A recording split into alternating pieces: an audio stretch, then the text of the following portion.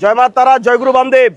আজকে মৌনী অমাবস্যায় তারাপীঠ মহাশ্মশানে পৌঁছে গেছি। আজকে মানুষের ঢল নেমেছে, আপনারা দেখতে পাচ্ছেন। আগামী দিনে যারা আসতে চাইছেন, আমি আগামী সপ্তাহে থাকবো নীল পর্বত, কোথায় বলুন তো? হর হর মহাদেব, কামাখ্যা, জয় মা কামাখ্যায় থাকবো। যারা 28টা কবজ রেডি হচ্ছে এখানে, একদম 28টা তো 28, 29 হবে না, 31 হবে না, 30 হবে না। ডিসপ্লে নাম্বারে দেওয়াতে আপনারা ফোন করুন, ডিসপ্লেতে নাম্বার রয়েছে, এই নাম্বারে আপনারা ফোন করুন, ফোন করে বুকিং করুন ঝটপট।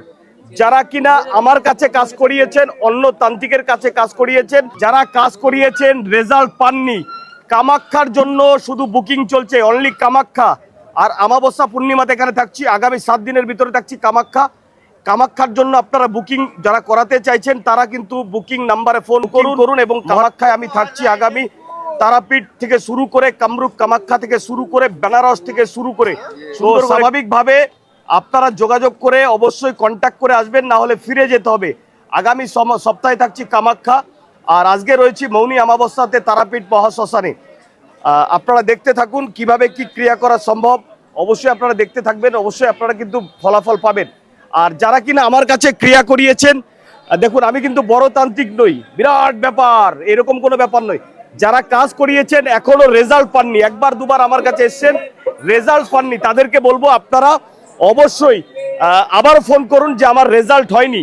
তাদের জন্য আমি কামাখ্যায় কাজ করব আগামী সপ্তাহে, ঠিক আছে না? আগামী সপ্তাহে আমি কামাখ্যায় কাজ করব। এই দিন আপনারা অবশ্যই যোগাযোগ করে আসুন, আপনাদের ক্রিয়া কিন্তু সফল হবে। হিন্দু ভাই রাম রাম, মুসলমান ভাই সালাম, और খ্রিস্টান ভাই নেবে প্রণাম। যে যেখান থেকে দেখছেন, আজকে তারাপীঠ মহাশ্মশানে পৌঁছে গেছি আপনাদের ক্রিয়ার জন্য। আজকে 150-200 মানুষের কাজ হবে, ক্রিয়া হবে।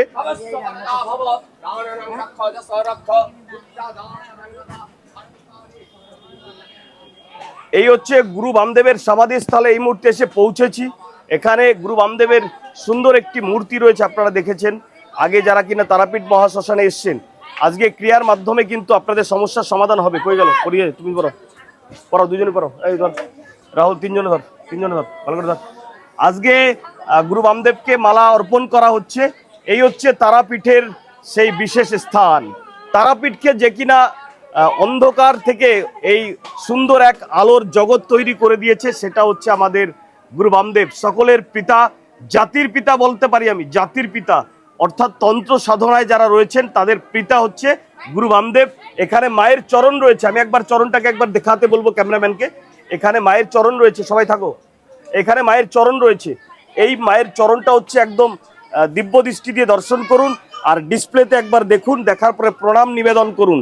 এই মায়ের চরণ যদি আপনি একবার ছুঁয়ে দেখতে পারেন তারাপীঠ মহাশ্মশানে এসে, এবং গুরু বামদেবকে একটা মালা চড়াতে পারেন, গুরু বামদেবের কাছে নিবেদন করতে পারেন, যে মাকে আবির্ভাব করতে পারে, যে মাকে প্রতিষ্ঠা দিতে পারে, সে হচ্ছে গুরু বামদেব। নিষ্ঠা ভক্তির সঙ্গে যদি ডাকেন, কোনো তান্ত্রিক বা কোনো ওঝা তান্ত্রিক কিচ্ছু লাগবে না, শুধু কিনা ভক্তি করে যদি গুরু বামদেবকে ডাকা যায়, গুরু বামদেব আপনার কথা শুনে নেবে আর আপনার কাজ হয়ে যাবে।